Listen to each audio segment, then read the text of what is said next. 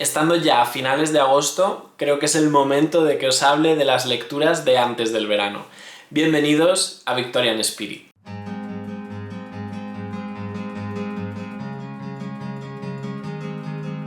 Hola a todos, soy Adrián, bienvenidos a mi blog Victorian Spirit y bienvenidos a un nuevo vídeo de Wrap Up, este tipo de vídeo en el que echamos la vista atrás para hacer balance de las lecturas de meses anteriores.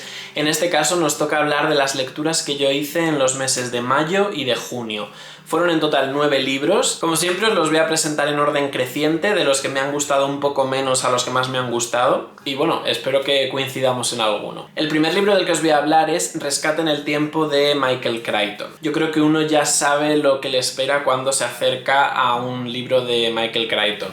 Y es un puro bestseller, con lo bueno y con lo malo que esto tiene. Lo bueno, pues que son libros que se leen muy fácil, que son muy adictivos, y es verdad que a pesar de que son libros bastante extensos en su mayoría, pues se leen muy ágil, cuando quieres divertirte, cuando quieres evadirte sin profundizar demasiado.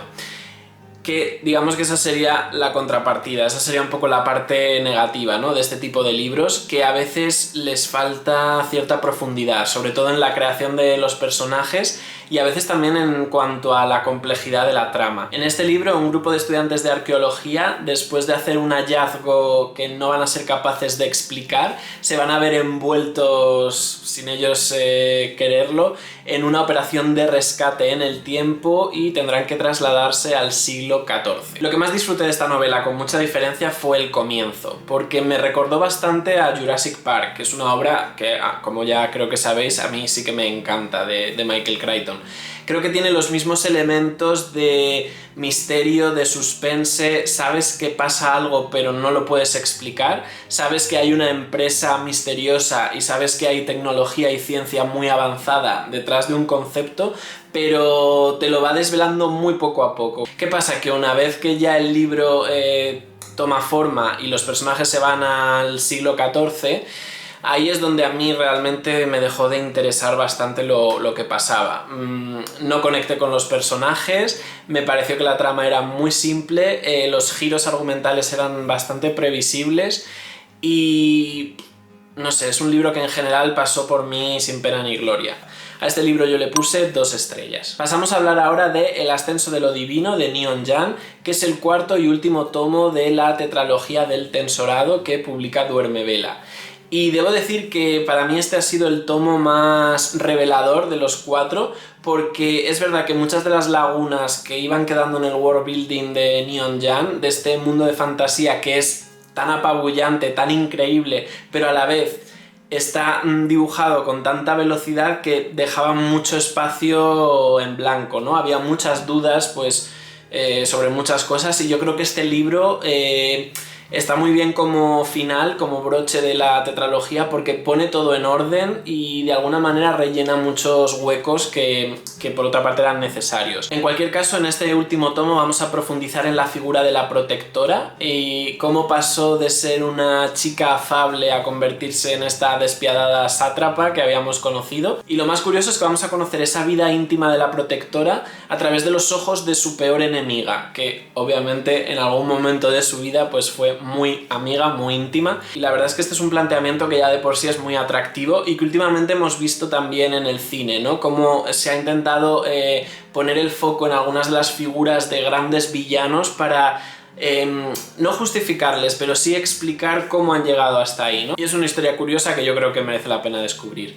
A este último tomo de la tetralogía yo le puse 3 estrellas. Y vamos a pasar ahora a hablar de La última noche del Titanic de Walter Lord, que como ya sabréis es una de las premisas que incluye el reto Edwardian Spirit. Hay que leer un libro que esté dedicado al Titanic, que hable sobre el Titanic, y yo me he querido ir directamente a uno de los mayores bestsellers que hay sobre el tema. Se trata de un libro que está a medio camino entre el ensayo y la novela, y a través de los testimonios de 63 supervivientes que Walter Lord consiguió entrevistar, conseguimos reconstruir minuto a minuto todo lo que pasó en la última noche del Titanic, en la noche del 15 de abril de 1912. desde el momento en el que los vigías divisaron el iceberg hasta el momento en el que llegó el Carpathia para ayudar a los supervivientes que quedaron. Lo que más me ha gustado de este libro con mucha diferencia es lo minucioso que es Walter Lord a la hora de escribirlo. Y esto es algo que se agradece mucho cuando estamos hablando de un acontecimiento que en general tenemos muy interiorizado. Pero ¿qué pasa? Que como Walter Lord basa su relato exclusivamente en los testimonios de 63 supervivientes, que además son de todo tipo, aportan puntos de vista muy diferentes sobre lo que pasó. Y yo creo que es ahí, en los detalles, donde yo más he disfrutado, porque realmente me han hecho estar ahí, me han hecho fijarme, pues eso, en los pequeños detalles, en esos pequeños momentos decisivos en los que una persona se estaba jugando la vida. No sé, está lleno de esas pequeñas historias, de esas microhistorias del Titanic, y a mí me han sorprendido bastante y he aprendido mucho con este libro. Una de las cosas que más me sorprendió fue el papel vital que tuvo la servidumbre para salvar a las personas de primera clase. Los de primera clase no fueron capaces de ver lo que se les venía encima hasta que no lo tenían ya ahí delante de sus narices. Y fue muchas veces gracias a las criadas, a los mayordomos, que sí que fueron conscientes desde el primer momento del riesgo que suponía, que fueron los que les espabilaron y fueron los que consiguieron que se pusieran en marcha. Y bueno, ya como colofón hay que decir que si sois fans de la película de James Cameron, vais a reconocer muchísimos pasajes en este libro, porque no solo James Cameron se basó en él para su película, sino que además contrató a Walter Lord como asesor histórico de la película. Así que hay un montón de momentos que en el guión se incorporan pues a través de los protagonistas, pero que son anécdotas reales de supervivientes. Así que realmente, si os gusta la película de James Cameron, es muy posible que disfrutéis con este libro. Yo le puse 3 estrellas. Vamos ahora con otro libro que también me ha servido para cumplir con una premisa del reto eduardiano, y en este caso es un libro de no ficción. Os estoy hablando de Sonámbulos, de Chris Clark. Este libro yo lo conocí porque me lo recomendó una persona en mi vídeo de mis épocas favoritas, y es que es verdad que para mí los primeros años del siglo XX hasta el periodo entre guerras es un periodo que me interesa muchísimo. Y la verdad es que es un libro que tiene una propuesta bastante ambiciosa, que es la de fijarse en absolutamente todas las potencias europeas en la década de 1910, para ver en qué punto estaban y para que eso explique de alguna manera cómo el asesinato del archiduque de Austria pudo desembocar en una guerra mundial. Es un libro que es muy extenso, es muy detallado y en algunos tramos se me hizo bastante arduo. Tiene mucho más de manual de historia que, por ejemplo, de ensayo. Quizá yo hubiese agradecido que fuese un poquito más ligero y sobre todo que incorporase más opiniones o más reflexiones y no tanto dato. ¿Qué pasa? Que dentro de ese mare magnum hubo partes que me gustaron mucho más que otras. La primera parte fue muy reveladora porque yo nunca había profundizado en la historia de Serbia. Creo que pocas personas lo habrán hecho así con mucha profundidad, y la verdad es que es muy interesante ver el polvorín que era Serbia en ese momento y entender cómo las tensiones que pusieron sobre el tablero geopolítico pues pudieron desembocar en esa guerra. En fin, un libro muy denso, muy cargadito, que yo solo recomendaría a gente que esté muy interesada en este conflicto, porque si no, no es una lectura fácil y no es una lectura amena, es una lectura muy densa, es casi como sentarse a estudiar. Pero bueno, por todo ello, por lo bueno y por lo malo, al final le queda una nota un poco media. Yo le he puesto también 3 estrellas. Pasamos ahora a algo mucho más ligero, como es el 4º tomo de Heartstopper de Alice Oseman. Este era el último tomo que me quedaba por leer, lo tenía en casa desde hace tiempo, no le encontraba hueco, y bueno, os podéis imaginar que después del hype que tuvimos todos con el estreno de la serie en Netflix, con lo bien adaptada que está, con la delicia de serie que es, pues tenía muchas ganas de reencontrarme con estos personajes, y bueno, pues eso fue lo que hice. Es verdad que este tomo tiene un tono un poco distinto respecto a los otros, se podría decir que es un poco más sobrio, más serio, porque es en el que más se aborda el tema de la salud mental y de los desórdenes alimenticios, que es algo que ha sobrevolado en esta colección de cómics, pero bueno, en este digamos que se enfrenta más cara a cara con este problema. Y bueno, esto cambia un poquito la energía del cómic, pero no deja de ser lo mismo que siempre nos ha ofrecido esta autora. Sigue siendo igual de reconfortante, siguen siendo igual de adorables los personajes, y realmente es un lugar feliz. Ojalá hubiera muchísimos más tomos de Heartstopper, porque entre otras lecturas más densas, es que esta es el mejor bálsamo que se puede encontrar. A este tomo, igual que a los anteriores, le he puesto 4 estrellas. Pasamos ahora a hablar de La fiesta en el jardín de Katherine Mansfield. Yo todavía no había leído nada de esta autora modernista y la verdad es que me llamaba bastante la atención, así que la elegí también para el reto eduardiano y la verdad es que fue un acierto.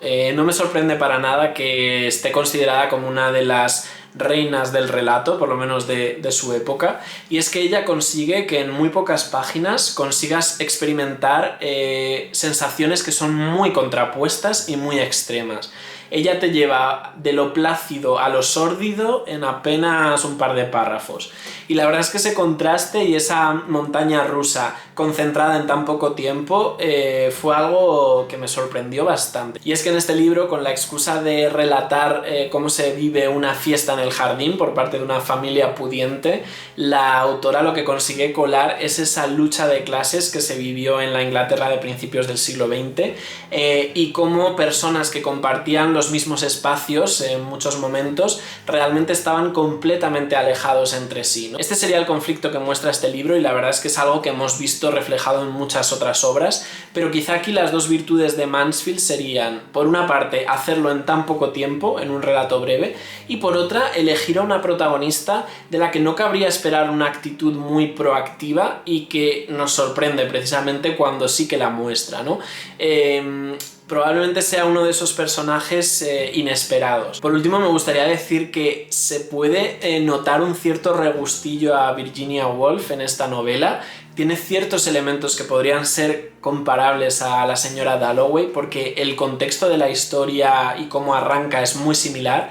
De hecho, ellas dos eran amigas, Mansfield y Woolf, pero es verdad que solo es un pequeño regustillo, porque si Mansfield es modernista y si Mansfield es innovadora, es principalmente por el tratamiento que da al contenido, por el tipo de temas que aborda, no tanto por el estilo como hacía Woolf, con lo cual es una lectura mucho más sencilla, mucho más simple, no tiene para nada la complejidad estilística de Woolf, pero sí que te deja un poco el mismo sabor. A este libro yo le puse 4 estrellas. Seguimos ahora con otra novela corta también muy impactante, como es El viaje de Luigi Pirandello, que es probablemente uno de los premios Nobel de literatura más controvertidos de Italia por su vinculación con el fascismo y por su apoyo expreso a Mussolini. Pero bueno, dejando la historia y la política al margen, debo decir que esta obra, a través de una absoluta sencillez y frugalidad narrativa, se podría decir, consigue alcanzar una intensidad emocional que pocas obras tan cortas pues consiguen. En esta obra vamos a conocer a una viuda siciliana que, a pesar de rondar los 40 años,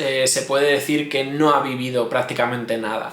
Y la perspectiva de un viaje totalmente inesperado pues va a cambiar su punto de vista y se va a dar cuenta de realmente a todo lo que ha renunciado en la vida. Esta historia es genuinamente mediterránea, tanto por los escenarios como por la concepción que muestra de la familia, de la madre, del papel de la mujer en la sociedad, etc. Y una de las principales virtudes que tiene es que a través de la experiencia única y muy personal de la protagonista, realmente se está dando voz a cientos de miles de mujeres que a lo largo de la historia se puede decir que realmente han pasado por la vida de puntillas, prácticamente sin vivirla, viviendo para y por los demás y bueno, pues quedando un poco al margen, ¿no?, de lo que el mundo ofrece al resto de personas. Y yo creo que es ahí donde radica su fuerza y donde realmente nos golpea, porque a pesar de que el personaje de la protagonista está dibujado muy sutilmente, no tiene grandes descripciones, sino que se nos da a entender cómo es a través de pequeños rasgos. Yo creo que todo el resto de información que nos falta sobre esa protagonista, cada uno de nosotros, cada uno de los lectores, vamos a ser capaces de rellenarlo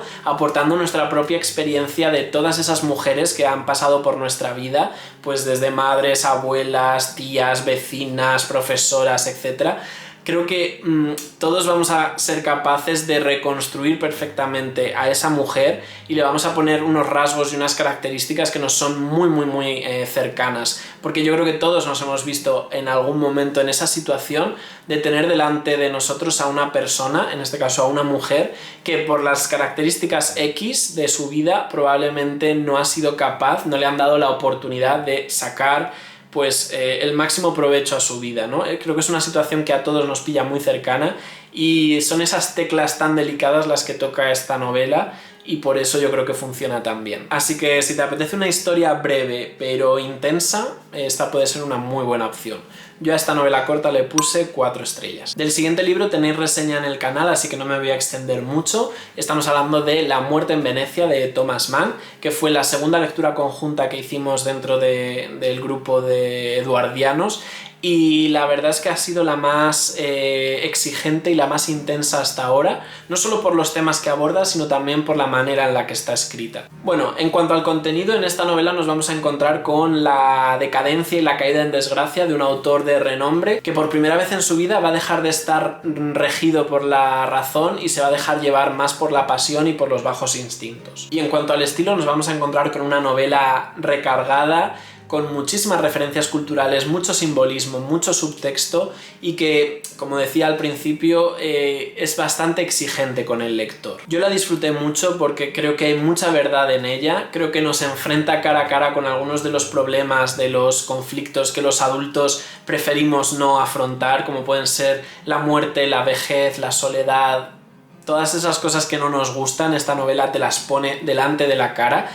Con lo cual es una experiencia, pues bueno, que no es demasiado agradable, pero creo que merece mucho la pena. Además deja unas descripciones y deja unas reflexiones que son las típicas que subrayas y que realmente te quedas con ellas, porque es fácil sentirse identificado, sentirse apelado en algunos momentos por el protagonista, a pesar de todas sus rarezas y a pesar de, bueno, pues la historia que aquí se cuenta. Es difícil de recomendar porque ya os digo que es muy exigente, pero bueno, yo la disfruté mucho y a esta novela le puse 4 estrellas. Y terminamos con otra novela que también tiene reseña en el canal, así que tampoco me voy a extender mucho, simplemente decir que ha sido pues la guinda del pastel para este periodo de 2 meses, la novela con la que más disfruté, y que no es otra que Middlesex, de mi querido Jeffrey Eugenides. Esta es una novela muy original porque todos los planteamientos que va eligiendo el autor son siempre los más improbables.